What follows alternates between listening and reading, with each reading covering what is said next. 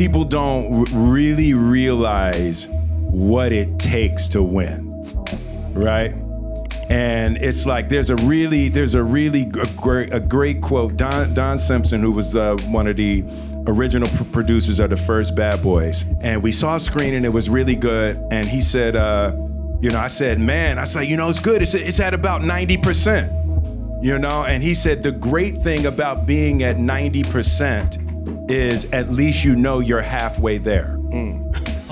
Right? It's crazy. And I was like, and that has turned out to be so true. The difference between 90% and 100% is lifetimes of difference. The difference between a good player and a great player is light years. It's like, my son was a chronic B student.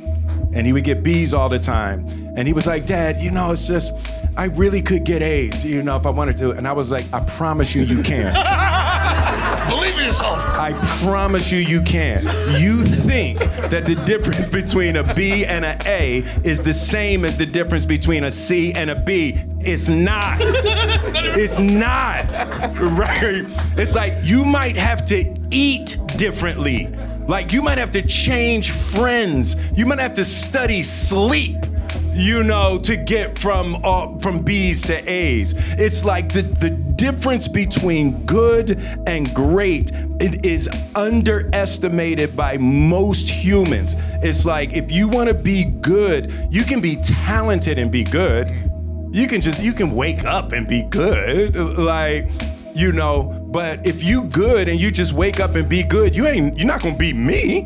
You're never gonna beat me if you're not doing, 70-hour weeks on your craft, right? And it's like, that is such a hard thing to communicate to people. And it's even more difficult when people are talented. When people get a B easy. They think they got it. They think they got it,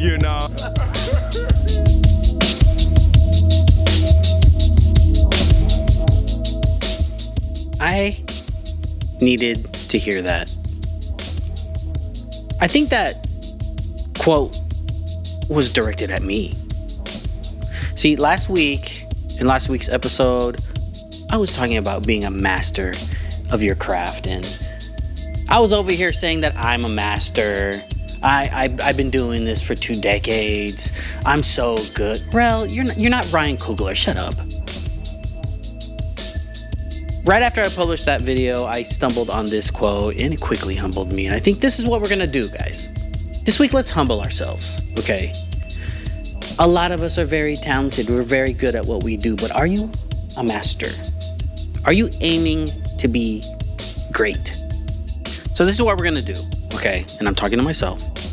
We're gonna take this gem from Will Smith, and we're naming today's show, Is It Good or Is It Great? All right? Whatever respective field that you're in, whatever creative space that you choose to dabble in or choose to be the master of, really analyze as we approach this end of the year. It's time for that self-audit. Okay, look back at the work we did. Did we do good work? Are we on our way to doing great work? Okay, what can we do to fill in that last 10% to become great? And I can contribute. I've got some stories here that I'm hoping will inspire you to chip away at that last 10% to become that great person you could be. First of all, there's a war going on, a war of the creative giants. Apple is out to get Adobe. I'm going to explain a little bit more, but they're making strategic moves to take over the creative space. Also, another entity that is out to take over our creative lives, AI, is creeping in, okay? The infamous Coca-Cola holiday ads that air every single season, this year they have decided to go with AI. And this is a major test, and I think a little bit of what we're gonna see in the future, because I don't think this is the last time we're gonna see this. I'll talk about it a little bit more.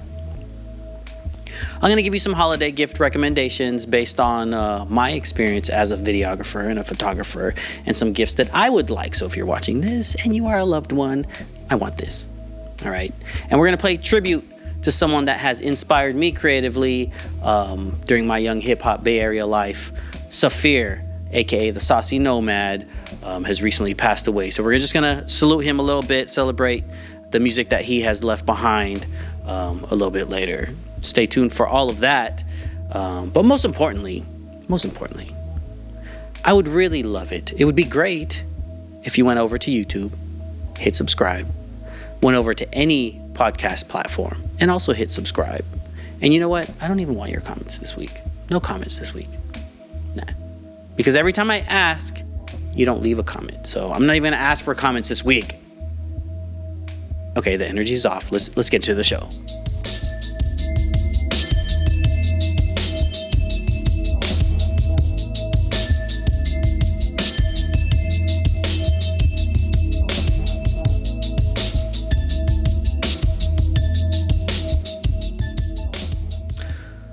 Welcome to yet another episode of REL and Friends.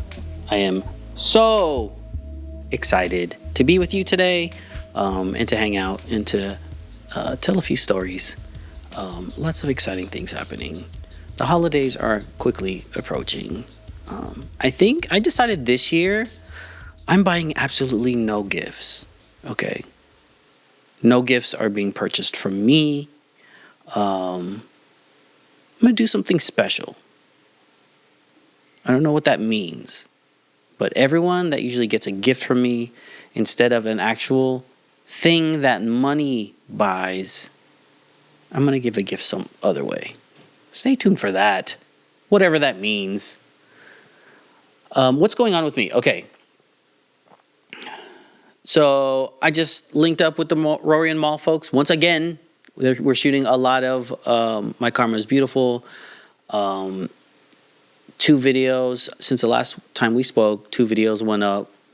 One was with Duckworth, who used to be from the Bay Area and now claims LA. But we know you're from the Bay, Duckworth. That was fun. He remembered me from the Bay Area scene, so that was cool. What else? Oh man. Okay, on what was it, Thursday, I think? No, Saturday, this weekend. There was a film festival that I've never heard of called Urban World that I wish I knew of ahead of time because there was a lot of films I would have loved to see there. But I saw the homies, Cootie and Chike, were speaking, so I was like, let me roll up on them. So that's what I did. I went on over to the city, saw them. It was dope to see the homies once again. We started chatting. They gave me props on the podcast. I was like, your boy's independent. Your boy is ready to work. So we'll see. We always, me, Cootie, and Chike always had a dope working relationship. And I always loved for what they stood for. They were a huge influence on me. Okay, here's a story. Okay.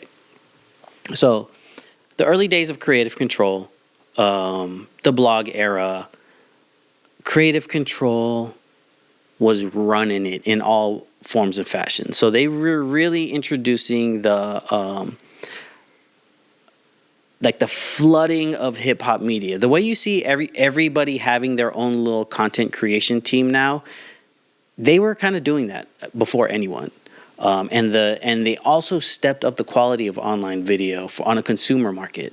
They started running around with the Canon 7Ds. This is when consumer cameras were getting really good, really cinematic, and they were, I swear, every other day they were blowing up the blogs with some cool new music video, some lifestyle video. So I was a huge fan, living in the Bay Area and seeing their stuff from afar. And then when I decided to move to New York, a mutual friend of ours introduced me, and I pretty much hit the ground running with them. I got to film a lot of the early Joey Badass Pro Era stuff. I spent a few days with Big Crit when he was recording one of his albums.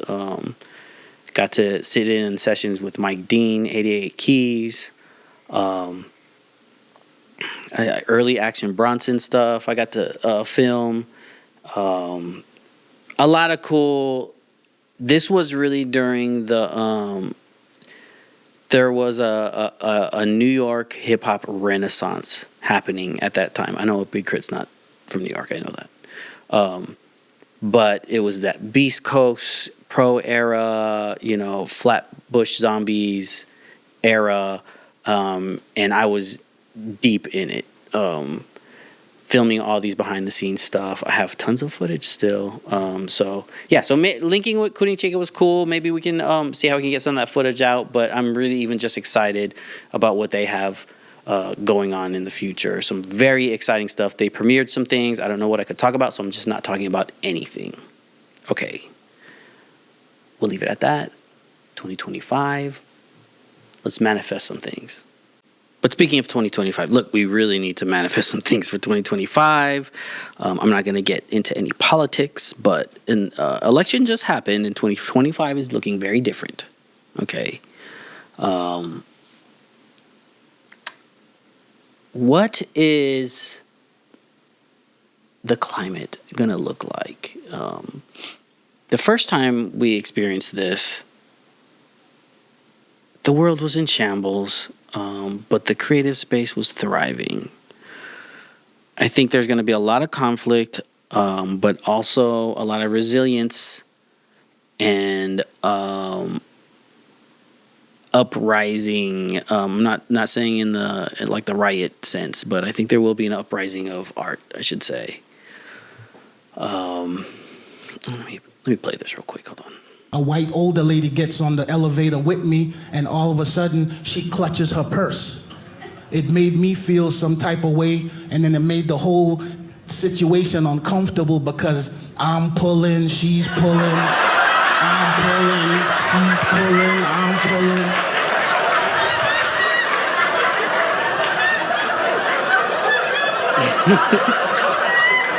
Just let go of the purse. And that's what I'm talking about. I think that joke sums it up perfectly. It's about to be a different environment for 2025, okay? I'm not saying we're not stealing purses, okay? But we're about to get it, all right? On that note, let's get into some news. Okay. Be very afraid. All creatives, be very afraid. One of the biggest holiday advertising campaigns just went all AI. Coca-Cola. Every year they do something big with their advertising, and they went full on AI this year. So I'm going to play it here. For the audio listeners, I'm going to explain. There are several shots of animals, lots of Coca-Cola trucks. It looks very AI animated. There's a dog that looks not real. There's a shot of a satellite with Christmas lights. Polar bears in a cave, all drinking Coca-Cola. Coca-Cola branding everywhere. And we end it with Santa's sleigh flying in the sky with stars coming out of it. I'm going to admit, it didn't look bad. Okay. If you just told me that an animator did that, I would believe you. Now, we remember the Toys R Us one, right? The Toys R Us one looked fake. This one looks better. AI is here. One of the most iconic brands ringing in the holiday season. But take a closer look at the new Coca-Cola commercial, and you might notice that it was made with artificial intelligence. Social media certainly caught whiff. It shows how lifeless that Christmas commercial is. It was supposed to be a reimagination of the iconic Holidays Are Coming campaign from 1995. But nearly 30 years later, the beverage behemoth now facing backlash for taking the real people and the cheer out of the holidays. Coca-Cola just put out an ad and ruined Christmas and their entire brand. It's less festive, more creepy holiday vibes. Coca-Cola is just the latest company to serve generative AI to its consumers. In June, Toys R Us teamed up with OpenAI's Sora to produce this commercial, saying the program allowed the company to tell this incredible story with remarkable speed and efficiency. But the reaction? It all just felt really creepy. Okay, so I will say this public outrage in this news story is, again, I think, over-exaggerated. I think widely, the only people that are bothered by this is the creative community. Okay, and so the sound bites that they're getting from TikTok videos, those are creatives that are voicing their opinion, like I am right now. Okay, widely though, like generally speaking, a broader audience, they don't care. They don't care. This works on them. They're not going to be out there picketing for creatives. They're not going to be out there demanding more jobs for, graphic designers and animators. This works for them. So why it's pretty obvious here, but I have to ask the question, why would big companies like this, like Coca-Cola and Toys R Us, decide to go the AI route as opposed to paying a creative firm to do their holiday videos? Why do you think companies are just toying around so much with AI in this moment? Well, it's a push for marketing efficiency, right? How do we create more with less? I mean, that's sort of, business 101. Behind the scenes, companies are ramping up AI use too. Yum Brands, the parent company behind Taco Bell, Pizza Hut, and KFC, has reportedly started testing promotional emails written by AI. In an interview with the Wall Street Journal, Yum exec Joe Parks said it allows the company to engage each customer with the relevant offers at the right time. Park adding the company's early trials have already bumped up engagement and boosted sales. But for Coca-Cola, it's their on-screen choice to generate the holiday spirit with computers that fizzled out and fell flat with consumers. Okay, my friend, Mr. Reporter friend, but you are incorrect by saying that it fell flat with consumers. Because this ad indeed worked with consumers. I found a report from System 1 called Test Your Ads, where they ran a test on this AI ad, where they poll a ton of people and get their general reactions. And this one actually ranked as exceptional. Okay, this is a very high score. And actually, out of all of the Coca-Cola holiday ads, this one ranked second place of all holiday Coca-Cola ads. So this AI is working. These companies, these big companies, only care about the numbers. They don't care about the creative. They care about the numbers. And the numbers are showing the data, I should say. Okay. And the data is showing that this works. And you will get maximum return on this, and you paid only a fraction of what an ad like this would cost if you paid humans, okay? Instead, you pay robots that steal from humans, okay? And the robots don't even get paid. It's other humans that made the robots that are stealing from the humans. How crooked is that? That's our future. Happy holidays. Okay, there's a serious war going on between Apple and Adobe, the two giants in the creative space, the two people that provide the tools necessary to get your creative visual storytelling accomplished, are definitely going at a heated battle secretly. They're trying to take over. Apple's trying to swoop on in. Right now, Adobe owns that. I use Premiere, I use Photoshop, Illustrator. Those are their three big ones. But Apple just released Final Cut, the newest Final Cut, and just acquired Pixelator, which is kind of a Photoshop alternative. They're coming for blood. is going to be seriously a competitor to Adobe in a lot of ways, and mainly because right now people are flocking in droves away from Adobe. This has been a terrible year for Adobe. It has been tragic, absolutely horrific to watch the past year of Adobe's PR announcements. It's been awful. It started with the AI controversy, but essentially Adobe used artists' work to train their AI models. People got really fed up about it. People were very disappointed in the company. They made a lot of mistakes along the way, and they've been trying to save face ever since. I bring this all up because as a result, people have not been wanting to use Adobe. They've been searching for alternatives. Isn't that the truth? Adobe has gradually gotten more and more pricey over the years. And that's what happens when someone kind of has a monopoly on a certain space. They find ways to make more profit every year. And, you know, Adobe switched to that subscription-based model, which a lot of people hate. And like that Soundbite said, started doing AI stuff. So it's weird. There's a weird relationship with creatives and Adobe right now. And Apple being the main machine everyone works on. Just buying Pixelator. I've never used Pixelator before, but it's sounding like this is a really good photo editing platform, so I'm going to give it a try. But I'm also hearing that the release of Final Cut Pro 11 is also very good. There's 3 major new features that I want to point out today, and I think they're really, really amazing.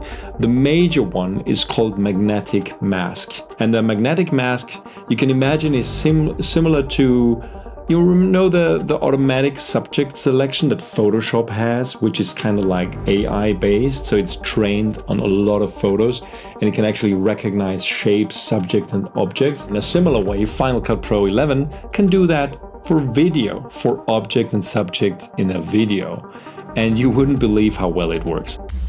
So that's a feature I definitely want to try.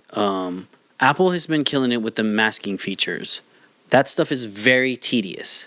So just to explain further, so everyone that has an iPhone, in your camera roll, every time you ever pressed a photo and then it kind of outlines the person so it could cut them out, or the background, so it could cut them out.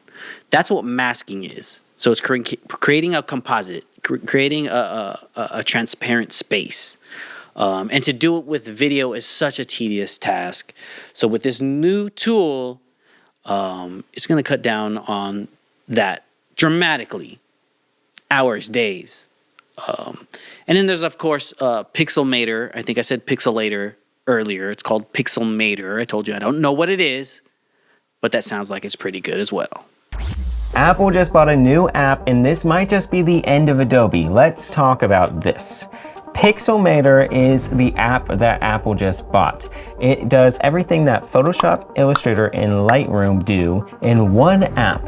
But more importantly, it is only 50 buckaroos. That's it, for life. One-time purchase, $50, compared to Adobe Creative Cloud Suite, which is like $50. Actually, I think it's $60 a month. Here's Adobe, $60 a month for a whole Creative Cloud. If you just want Lightroom and Photoshop, it's $20 a month. I'm trying to find Illustrator. Here's Illustrator, that's $23 a month. Again, after 2 months or 1 month, depending on what you buy, you could have already bought Pixelmator for your entire life. Okay, Adobe, some changes are happening over here at Art of Storytelling. Okay, I have been paying this very high monthly fee. I have more than one seat on my license. So that's a pretty hefty price tag. Okay, I miss the days where I can buy the install disc and just install it in multiple computers. I miss doing that. Some changes are going to happen, whether it's jumping on Resolve, trying this new Final Cut 11. I don't know if I'm there yet. That magnetic mask thing feature is also in Resolve from what I hear. So I may go there, but Adobe, I'm telling you, changes will be happening. Please beware.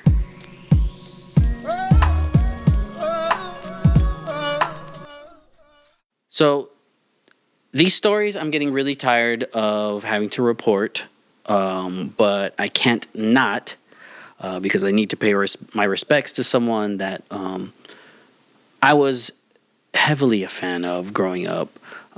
We have lost a Bay Area legend, certified MC Saphir of Hobo Junction from Oakland. In the 90s, there was a thriving, really to this day, there's a thriving hip-hop scene in the Bay Area, and people like Saphir are the ones that really paved the way for an independent underground hip-hop scene to thrive out of the Bay Area, and that legacy is still felt today. Saphir's style was unorthodox, complex. I've heard people call him the Miles Davis of MCs, which we've heard people call other MCs, but Saphir was truly that.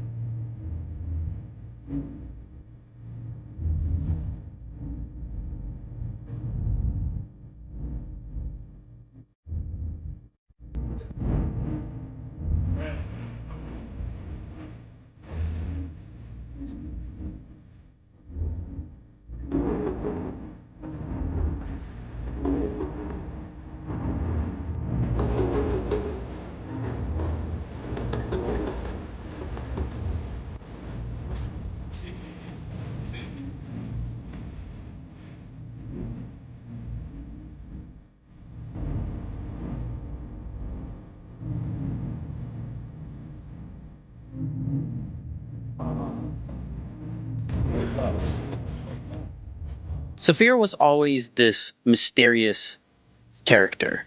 As a fan of hip hop in the Bay Area, he had this underground acclaim. It was a mysterious being to the likes of Doom, dare I say. And I think it was because he dropped so much dope music and held such a legacy in the Bay Area and sort of disappeared. It's not very public, but he did go through some medical issues. I know he had spinal cord surgery, and it was life-altering for him. So he did disappear for a while. But some may remember him, most notably from playing the role as Harold in Menace to Society.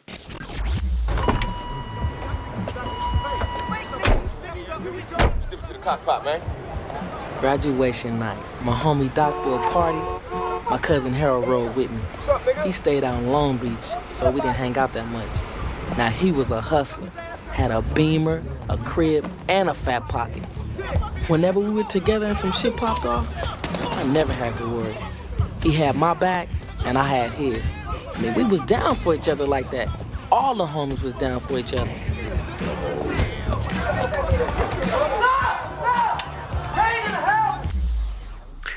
I remember watching that and remembering Saphir, the MC, and then seeing him as an actor. And I was like thinking, all right, this guy is going to be the next big thing. You know, his acting skills were on point. He was a hard MC.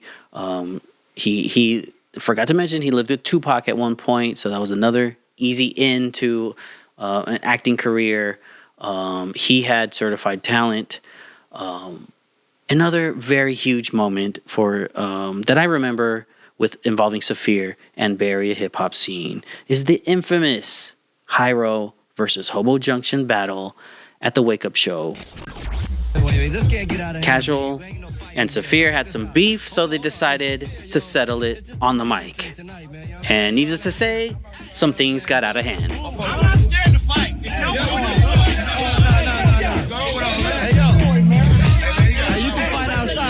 So Sway, being the legend he is, took control, and the battle commenced. All right, go ahead. Hobo Junction. Hey, check me out now. I'm back on the clown. Check me out now. Hey. I never fucked so many freaks in one night, but it ain't no fun if the junction can't have none. But wait. I've never heard anyone battle like this before. It almost sounded like he was just talking and just going in on him. It's what made it sound so savage. You was a younger coward. I did my first demo when you was a memo in a love letter. Straight hustling, spitting sacks, moving the crowd. Robbing niggas like you that went to Bishop O'Dowd. I'll switch my shroud and switch my shit on a level you never seen. Nigga, you got white cream dripping out that infection section. Started back in the day in September of 93. Do you remember when you and A-Flea used to come over? See, okay. From me, I still get down with like bait. You used to want weight gain.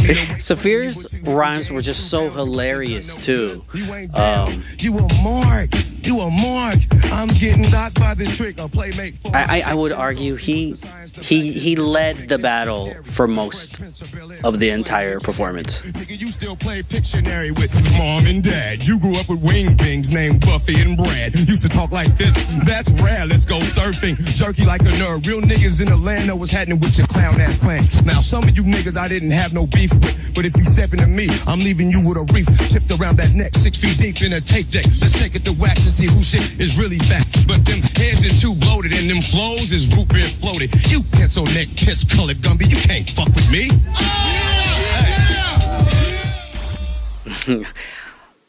Saphir arguably won that round. I think they went about 4 rounds. Like I said, it got heated.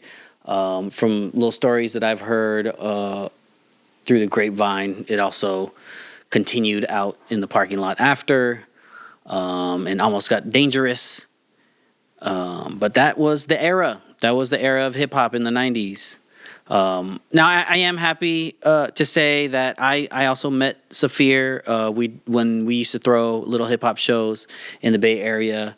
We did throw Saphir's first show back after disappearing from spinal cord injury, and we did get to do an interview with him as well. Yeah, check this out. The Shaft Sizzle out that West Oakland, you know what I'm saying? Hyphy, hype shit, all mixed up in one. But none of it, you dig? I'm out here with distortion and static, and you are tuned in. ABB Records 06, Shaft Sizzle, West Oakland, West Coast. I'm gone. You hear my little giggle there. I'm holding the camera. Rest in peace to Saphir, the Saucy Nomad. Shout out to Hobo Junction, the whole Bay Area hip hop crew, High Road crew. I should say they've since squashed that beef. It's just so legendary. I could not talk about it. Sorry, casual. But rest in peace, man. Definitely an inspiration to me and all of my little hip hop head crew that I used to run with back then. I'm going to be throwing on some Saphir and some Hobo Junction this weekend.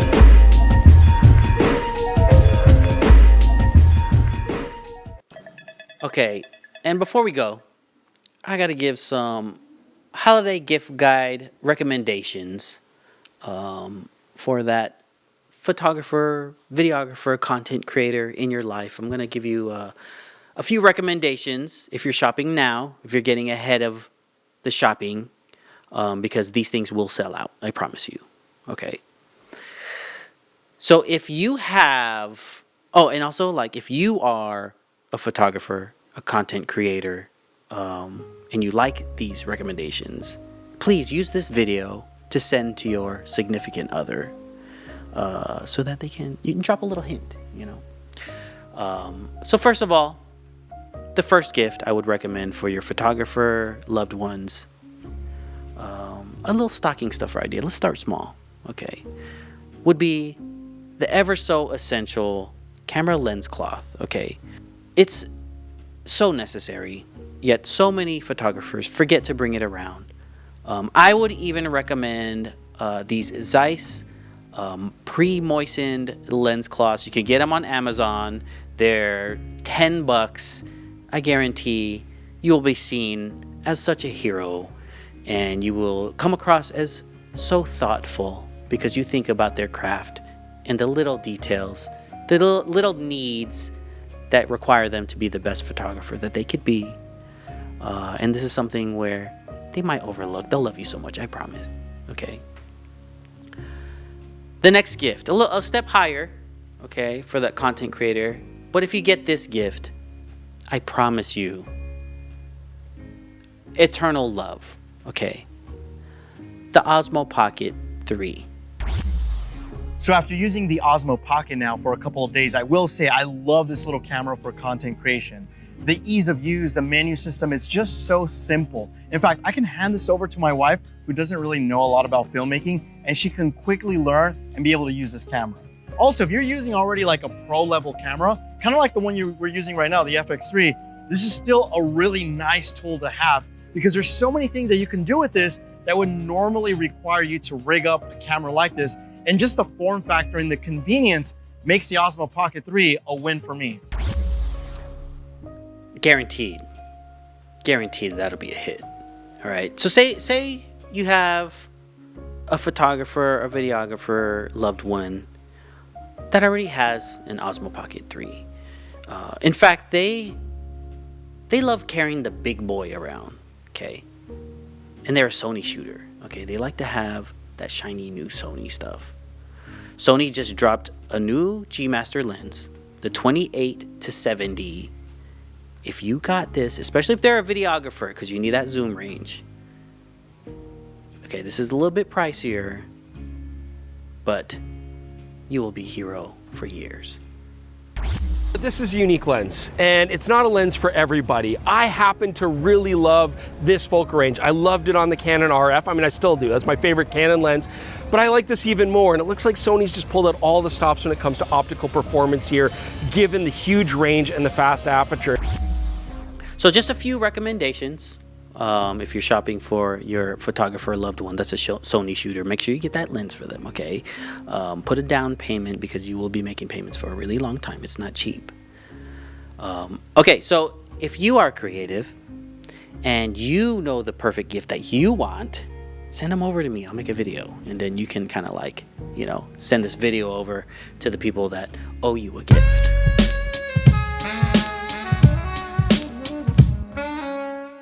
All right, it's that time where we wrap up the show, but we got to revisit today's theme because there was a lot of aggressive stories today. But we have to have that fighting spirit, right? 2025 is going to be some interesting times, okay? And if you are someone that is trying to be great, there is going to be a lot of elements and a lot of people that are trying to hold you back, okay? Being a creative, being a creator, a visual artist nowadays, it's easy to be good. And I'm talking to myself as well, okay? I'm talking to you as an aspiring creator and to myself, okay? Being good is easy now, okay? The accessibility is there. Everybody has access to a camera. Everyone has access to tutorials that teach you how to be really good at it, okay? So just being able to film, edit, just that alone and make it good is not good enough nowadays. People don't really realize what it takes to win, right? And it's like there's a great quote. Don Simpson, who was one of the original producers of the first Bad Boys, and we saw a screening. It was really good, and he said, I said, it's good. It's at about 90%, And he said the great thing about being at 90% is at least you're halfway there. Right? That's crazy. The difference between 90% and 100% is lifetimes of difference. The difference between a good player and a great player is light years. Is it good or is it great? Okay. Great. I'm making a commitment right now, and I'm going to put this out there to the public for accountability, okay? 2025, I'm not just doing good stuff. I'm aiming for great, okay? Whatever that means. I'm going to put in the hours. I'm going to go 10% above what I normally do, because we're aiming for greatness over here at REL and Friends. Or is it great? You might have to eat differently. Like you might have to change friends. You might have to study sleep, to get from B's to A's. It's like the difference between good and great, it is underestimated by most humans.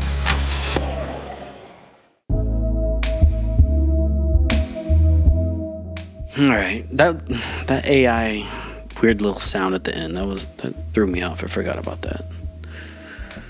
All right, Mr. Will Smith, okay, we get it. You and your family are amazing. You guys are great. All right, I'm gonna try to be great, but Will Smith, I'm tired just being good. Okay? Look, guys, this was an intense show. I tried to leave everyone feeling motivated, but yeah, the stories were just kind of like in attack mode. But that's where we're at, right?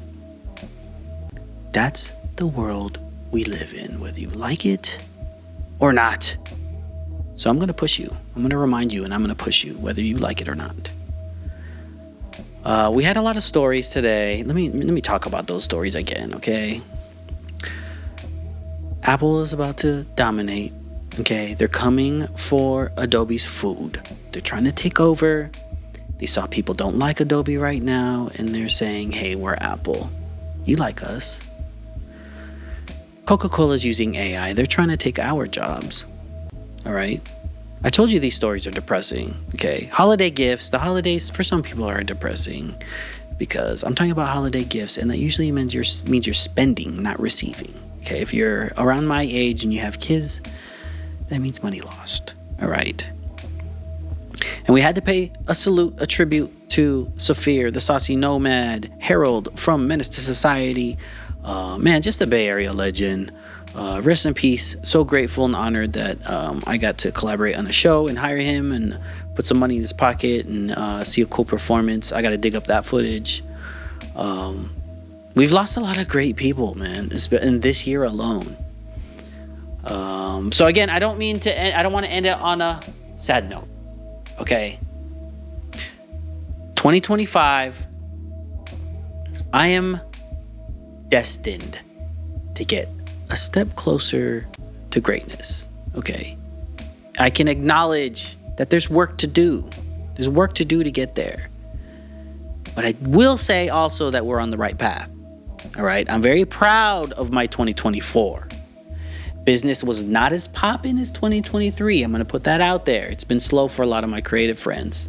All right, but I'm still very proud. All right, and I hope you guys can look at your 2024 and feel the same sense of pride. Whether it was monetary or not, that does not matter. As long as you enjoy the work that you did and you can honestly say that you put in the work. And if you didn't, we got 2025. It's coming right around the corner, okay? Am I saying the year's right? I think I'm saying the year's right. I always have this thing where I say the wrong year for a long time. So yeah, I just thought I said that. Anyways, please head over everywhere. Follow, subscribe, like. Follow John Reyes everywhere. His name is Stank Palmer. And most of all, I would love for you guys to have a beautiful rest of your day. Check out some old REL and Friends videos. Holler at ya boy. And have a good one, all right? See y'all next time. Peace.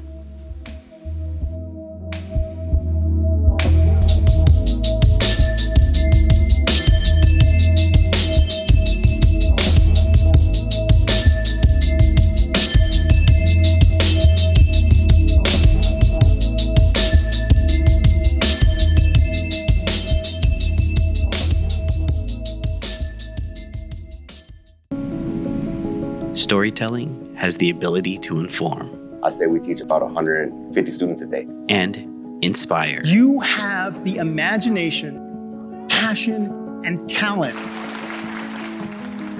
All those life challenges, that's why I'm here today. When you relate on a personal level, you not only reach minds, but hearts. Yeah, sometimes it get raw and it get real. I'm not down to hide no more. It resonates. I knew that there was something about this experience that was transformative. The message becomes relatable when it comes directly from the community it serves. It really just ignites everybody around them. It's a part of us. It's our heart. At Art of Storytelling, we put authenticity first. We put the people first. It would be a shame for those stories to be lost. Thank you for doing this. Sorry. We can't wait to tell your story.